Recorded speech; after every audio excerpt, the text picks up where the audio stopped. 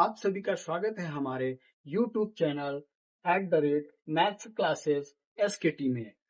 मैं हूं प्रदीप सर और आज हम क्लास 10th यूपी बोर्ड के गणित के एक महत्वपूर्ण टॉपिक को बहुत ही आसान तरीके से सीखेंगे। अगर आप गणित में अच्छे अंक प्राप्त करना चाहते हैं तो इस वीडियो को अंत तक जरूर देखें। वीडियो पसंद आए तो लाइक करें, शेयर करें और चैनल को सब्सक्राइब करना ना भूलें। तो चलिए बिना समय गवाए हम पाठ को शुरू करते हैं। पाठ का नाम है बहुलक यानी कि पॉलिनोमियल। बहुलक। तो आइए बच्चों, बहुलक के बारे में सबसे पहले हम बहुलक की परिभाषा जानेंगे कि बहुलक की परिभाषा होती क्या है। बहुलक को इंग्लिश में पहले पास पॉलिनोमियल कहा जाता है।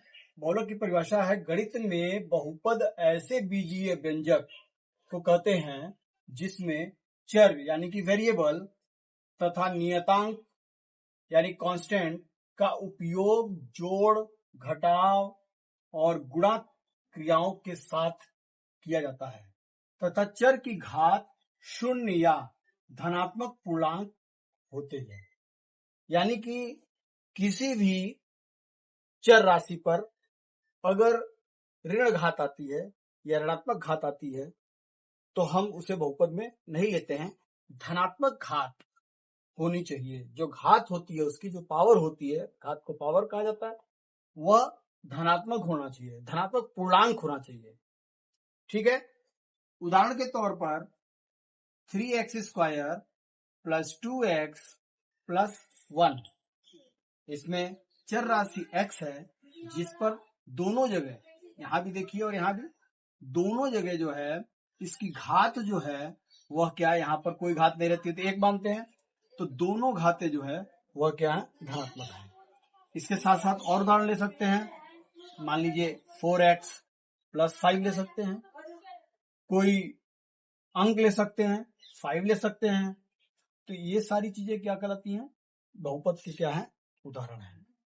ठीक है। अब हम आते हैं बहुपद के बाद बहुपद के भाग क्या होते हैं।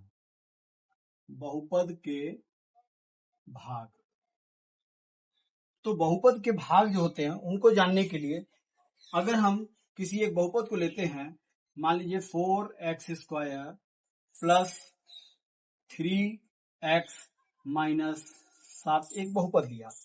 अब इस बहुपद में कितने भाग हैं, क्या क्या होते हैं, उन्हीं को भाग कहा जाता है। जैसे कि पहले तो इसमें चर है। क्या है, चर। चर क्या होता है, जो वेरिएबल्स होते हैं उनको हम लोग चर कहते हैं। x चर हो गया। दूसरा इसमें जो होता है, बहुपद में गुणांक होता है, इसका भाग। गुणांक क्या होते हैं, गुणांक जैसे x² के आगे लिखा हुआ 4 है, ये गुणांक हुआ। x के आगे यह 3 है, यह गुणांक हुआ। और यहां -7। ठीक है। लेकिन -7 को हम गुणांक। बहुपद के भाग के बारे में हम जानेंगे। बहुपद के भाग क्या होते हैं। कोई भी एक उदाहरण अगर हम बहुपद का लेते हैं, जैसे 3x² + 4x - 5, ये एक उदाहरण लिया हमने बहुपद का। अब इसमें इसके भाग जानेंगे कि चर पहला भाग होता है, जैसे कि इसमें कौन कौन से चर का उपयोग किया गया है। तो यहाँ पर केवल x चर का यूज किया गया, केवल चर हो जाएगा, x हो जाएगा। इसके बाद इसमें आते हैं गुणांक आते हैं। गुणांक, गुणांक जो कौन कौन से इसमें यूज किए गए हैं, कौन कौन से गुणांकों का प्रयोग किया गया है। तो गुणांक क्या होते हैं, जो चर राशि के साथ जो अंक लिखे जाते हैं उनको हम लोग गुणांक कहते हैं। जैसे x² के साथ 3 है तो ये हुआ, और x के साथ 4 है तो ये हो जाएगा। ये क्या हो जाएंगे, गुणांक में आ जाएंगे। इसके बाद गुणांक के बाद आता है नियतांक। नियतांक, नियतांक क्या होते हैं, नियतांक ऐसी राशियां जिनके साथ चर राशि का उपयोग ना हो। जैसे यहाँ पर इस पूरे बहुपद में चर राशि के साथ इसका चर राशि इसके साथ नहीं है, तो ये क्या हुआ, आपका क्या हुआ, गुणांक हुआ, -5। ठीक है। इसके बाद अब आते हैं पद। एक इसका और भाग होता है, पद होता है। पद का मतलब होता है कि इस बहुपद में कितने पद हैं। ठीक है। तो इसमें आपके 3 पद हैं, देख रहे हैं ये एक पद, क्योंकि बहुपद की परिभाषा जो अभी हमने आप देखी थी कि जोड़, घटाव और गुणा क्रियाओं के साथ प्रयोग किया जाता है, तो उन्हीं से पद भी बटे होते हैं। तो यहाँ से जोड़ के साथ ये एक पद बना, यानी कि 3x² एक पद हो गया, दूसरा पद 4x हो गया, और तीसरा पद जो हो गया -5, ये आपका क्या हो गया, पद हो गए। ठीक है बच्चों, अब पद के बाद यानी कि इनके सारे बहुपदों के भाग जब पूरे हम जान गए, तो इसके बाद आते हैं बहुपद के प्रकार। अब हम प्रकार के बारे में बताएंगे कि बहुपद के कितने प्रकार होते हैं। ठीक है बच्चों, मेरे साथ साथ इसको आप लोग नोट्स भी करते रहिए। जहाँ बीच में अगर कोई समस्या आती है तो आप हमें कमेंट करके हमसे जो है पूछ सकते हैं। ठीक है बच्चों, तो आगे आते हैं। अब हम जानकारी लेंगे बहुपद के भाग कितने प्रकार होते हैं। बहुपद के भाग के बाद अब आते हैं प्रकार के, कि बहुपद के कितने प्रकार होते हैं। बहुपद जो होते हैं 2 प्रकार के होते हैं। ठीक है, पहला जो होता है वह होता है पदों के आधार पर, पदों के आधार पर। ठीक है, और दूसरा जो होता है वह होता है घात के आधार पर, घात के आधार पर। ठीक है, आधार पर। तो बहुपद को 2 भागों में बांटा गया। 2 प्रकार के बहुपद होते हैं, पहला होता है पदों के आधार पर, दूसरा होता है घात के आधार पर।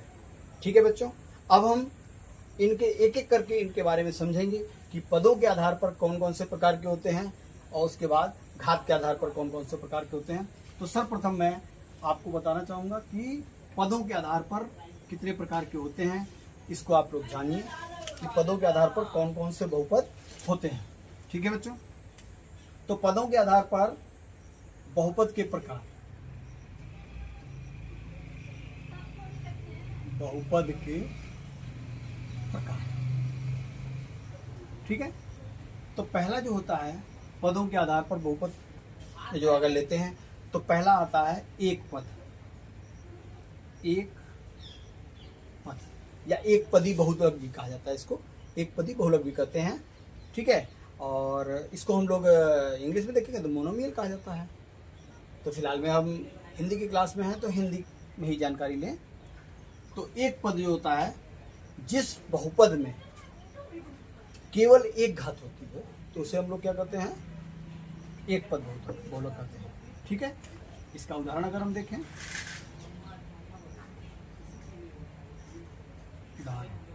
ठीक, इसका उदाहरण क्या होगा, 5x, कोई भी एग्जाम्पल ले सकते हैं हम, 7x² ले सकते हैं, 9 ले सकते हैं, कोई भी एग्जाम्पल ले सकते हैं। तो ये सारे क्या होते हैं, एक पद के बहुलक कहलाते हैं। अगला है द्विपद।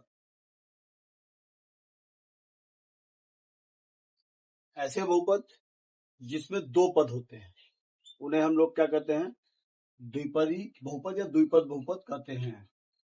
एग्जाम्पल के तौर पर उदाहरण है जैसे 5x, 5x+2, 3x² + 5, 2x - 7 इत्यादि। इस तरह के क्या होते हैं, ऐसे बहुपद जिसमें 2 पद हों। जैसे इसमें 2 पद हैं, यहाँ पर भी 2 पद हैं, और यहाँ पर भी 2 पद हैं। तो ऐसे बहुपद क्या कहलाते हैं, द्विपदी बहुपद कहलाते हैं। इसके बाद आगे हम पढ़ेंगे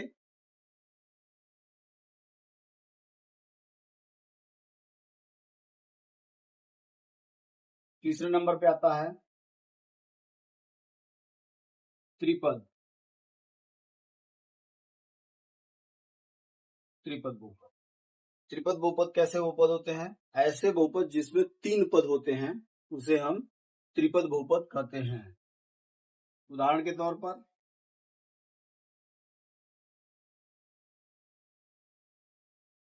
3x² plus 2x minus 1, 4x² minus 3x plus 7। कोई भी नंबर आप ले सकते हैं, कोई भी बहुपद ले सकते हैं जिसमें 3 पद हो। यहाँ देखिए 1 2 3, 1 2 3, ये क्या है? त्रिपद के उदाहरण हुए।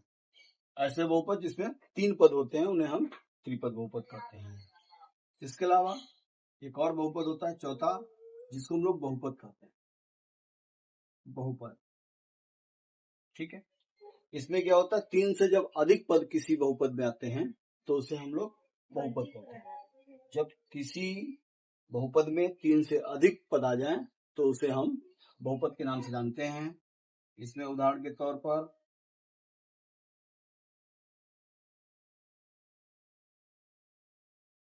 3x³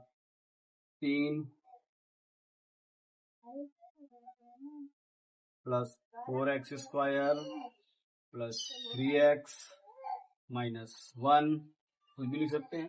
तो इस टाइप के जो बहुपद होते हैं वह क्या कहलाते हैं? यह बहुपद 3 से अधिक पद हैं, 1 2 3 4, इसमें 4 हैं, तो ये क्या कहलाएगा? बहुपद के नाम से जाना जाता है। ठीक है बच्चों, अब आगे जो है हम, ये तो पदों के आधार पर बहुपद थे के प्रकार थे, अब हम जो है घात के आधार पर जो है बहुपद के प्रकार जानेंगे। इसे मिटा दे रहा हूं मैं, आगे आप लोग नोट करते रहिए।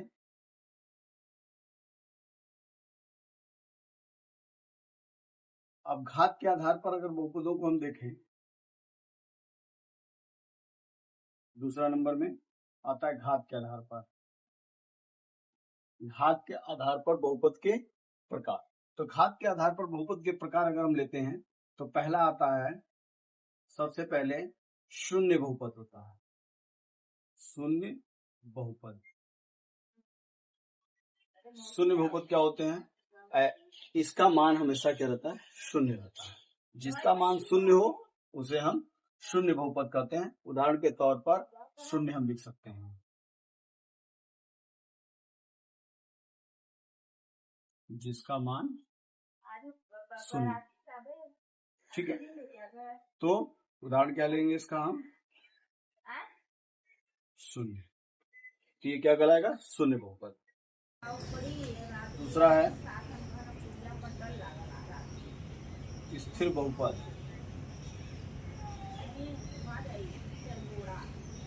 बहुपद जिसकी घात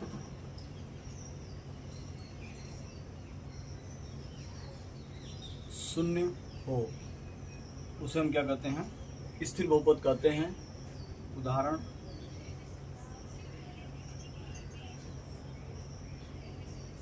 5 है, -7 9, कोई भी अंक जो होगा वो क्या हो जाएगा? स्थिर बहुपद में आता है। तीसरा पॉइंट है, तीसरा बहुपद हो जाएगा आपका रैखिक बहुपद। रैखिक बहुपद, रैखिक बहुपद क्या होता है? जिस बहुपद की उच्चतम घात, जिसकी उच्चतम घात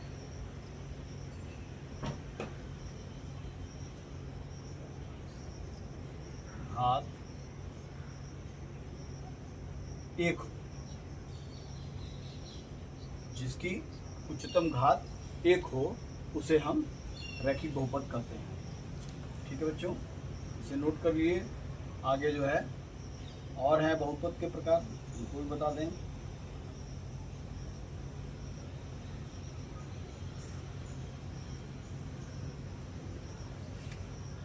चौथे नंबर पे आता है द्विघात बहुपद। द्विघात बहुपद, द्विघात बहुपद जिसकी उच्चतम घात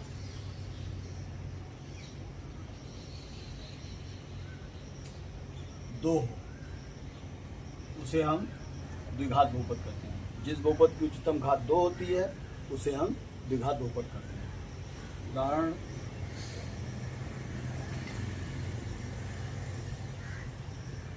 2x² प्लस 3x माइनस 4। और भी कोई उदाहरण दे सकते हैं, 3x² माइनस 4x प्लस 5। किसी भी टाइप का आप जो है एग्जाम्पल दे सकते हैं जिसकी उच्चतम घात क्या होनी चाहिए, 2। यहाँ पर देखिए इस पूरे बहुपद की उच्चतम घात 2 है, इसलिए क्या कहलाएगा, द्विघात बहुपद कहलाएगा। अगला है त्रिघात बहुपद।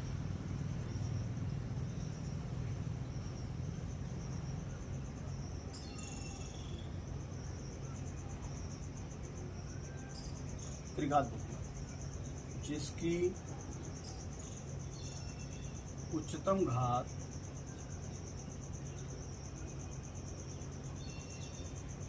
3 हो।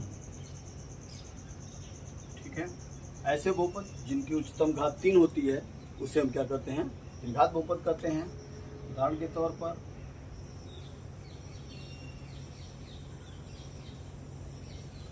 4x³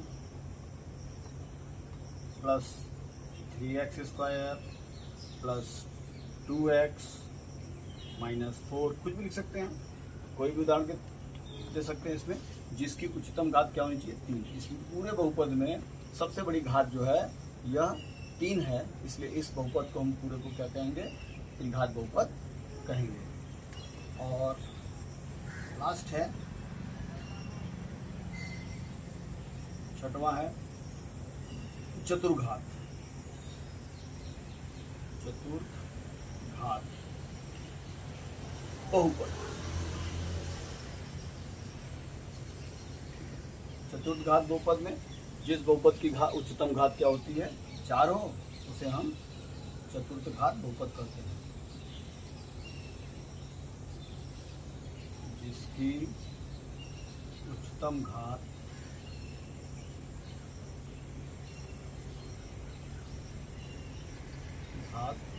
4 हो। देखिए यहाँ पर लिखिएगा 4 हो। ठीक है, तो उसको हम लोग क्या कहते हैं, चतुर्थघात बहुपद कहते हैं। उदाहरण के तौर पर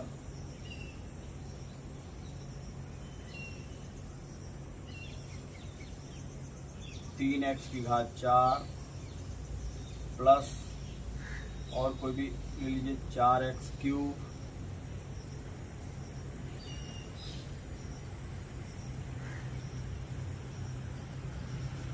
plus 4x² minus 3x plus 2। देख सकते हैं आप, कोई भी उदाहरण के तौर पर पूरे बहुपद में सबसे बड़ी घात क्या है, 4 है, तो इसलिए पूरे बहुपद को हम लोग क्या नाम देंगे, चतुर्थघात बहुपद। तो बच्चों ये थे घात के आधार पर आपके बहुपद के प्रकार। ठीक है बच्चों, इसे नोट कर लीजिए सारे प्रकार को। तो अब हम इसे पूरा मिटा दे रहे हैं।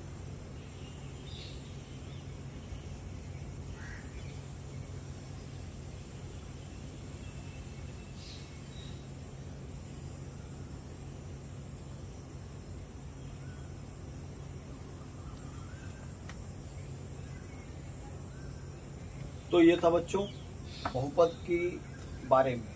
अब बहुपद में एक चीज़ और आती है कि बहुपद की जो घात होती है वह क्या होती है।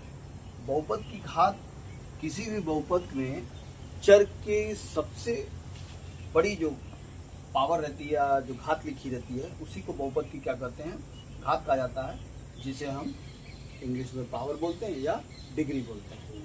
क्योंकि किसी किसी प्रश्न में पूछा जाता है कि इस बहुपद की घात बताइए या डिग्री बताइए, इंग्लिश में बोलते हैं। तो वह चीज़ क्या होती है, बहुपद की घात, जो सबसे बड़ी घात होगी पूरे बहुपद में, उसी को उस बहुपद की घात कहा जाता है या डिग्री कहा जाता है। ठीक है बच्चों, आगे बच्चों अब हम जानेंगे बहुपद के शून्यक। किसी बहुपद का वह मान जिसके लिए बहुपद का मान शून्य हो जाए वह उसका शून्यक कहलाता है। यानी कि किसी भी बहुपद में x का मान रखने पर अगर वह उस पूरे बहुपद का मान 0 आ जा रहा है तो वह जो x का मान है वही उसका क्या कहलाता है, 0 कहलाता है। उदाहरण के तौर पर अगर कोई एक बहुपद देते हैं x बराबर x माइनस 5 है, तो x बराबर 5 रखने पर P5 बराबर 5 माइनस 5, यहाँ पर मान कितना आ गया, इसका 0 आ गया। अतः x बराबर 5 रखने पर यह पूरे बहुपद का मान क्या हो गया, 0 हो गया। तो अतः हम यहाँ लिख सकते हैं, अतः 5 बहुपद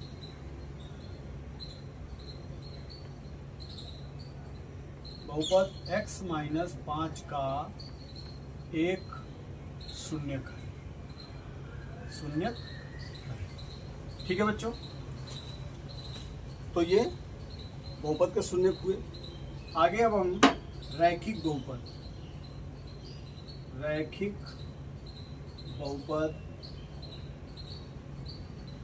के शून्यक के बारे में सबसे पहले जानेंगे। रैखिक बहुपद के शून्यक क्या होते हैं? रैखिक बहुपद के शून्यक, अभी जो उदाहरण बताया मैंने, यह भी एक रैखिक बहुपद का ही उदाहरण था। तो इसके लिए इसका व्यापक रूप जो होता है ax प्लस b होता है, जहाँ a does not equal to 0 होना चाहिए। ठीक है, a does not equal to 0 होगा। तो इसमें शून्य ज्ञात करने के लिए माइनस b बटे a हो जाएगा। ये चीज ये होती है।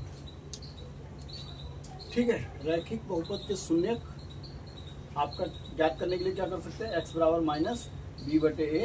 आप जो है डायरेक्ट इससे भी शून्यक ज्ञात कर सकते हैं, अगर किसी रैखिक बहुपद का शून्यक ज्ञात करने के लिए कहता है तो। ठीक है, मेन हम आगे थोड़ा सा जल्दी बढ़ाएंगे कि मेन टॉपिक पे अभी हमको पहुंचना है। इसको आप लोग नोट कर लीजिएगा वीडियो को रोक करके। आगे आते हैं हम द्विघात बहुपद। द्विघात बहुपद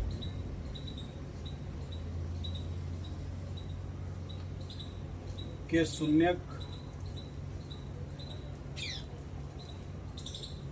और गुणांकों का संबंध।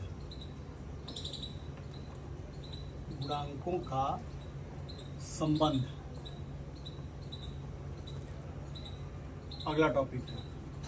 ठीक है, अगला टॉपिक है द्विघात बहुपद के शून्यक और गुणांकों का शून्यकों और गुणांकों का संबंध। तो इसके लिए यदि द्विघात बहुपद px बराबर ax square plus bx plus c हो तो, और इनके शून्यक अल्फा और बीटा हो। द्विघात बहुपद इतने के शून्यक अल्फा और बीटा हो तो इसमें दो स्थितियां उत्पन्न होती हैं। पहली होती है शून्यकों का योगफल बराबर माइनस x का गुणांक बटे में x स्क्वायर का गुणांक।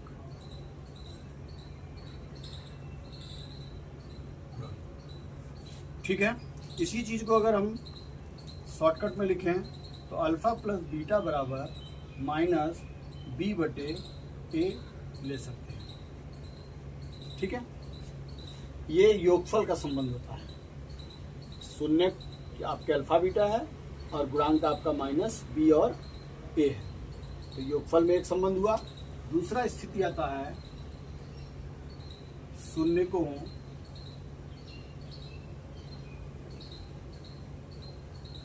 का गुणनफल